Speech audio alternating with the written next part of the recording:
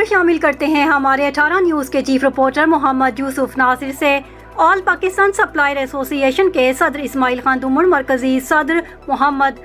दीन संजखेल, नायब सदर सैफुल्ला तरीन, डिवीजन सदर उमर खान मचंद खैल, मरकजी लीगल एडवाइज़र गुलाम मोहम्मद उस्मानी, सीनियर नायब सदर गुलजमान नासिर, जिला लाहौर चेयरमैन हबीब शाह मीरा, सूबाई चेयरमैन बारान नासिर, अमान दुमर, कलीमुल्ला दुमर करीम ने चीफ ऑफ पश्तून नवाब अयाज खान चौकजई, नवाब लश्करी रईसानी से उनके रिहाइशगाह पर मुलाकात की। चेयरमैन इस्माइल खान ने नवाब अयाज खान चौकजई, नवाब लश्करी रईसानी को कूल सप्लायर एसोसिएशन के बारे में ब्रीफिंग दी और उनसे कहा कि कूल एसोसिएशन में हमारी रहनुमाई किया करें। चीफ ऑफ पश्तून नवाब अयाज खान चौकजई, नवाब लश्करी रईसानी ने सप्लायर एसोसिएशन के चेयरमैन इस्माइल खान दुमर और दीगर ओहदेदारान को हर मुमकिन ताउन की यकीन दहानी कराई।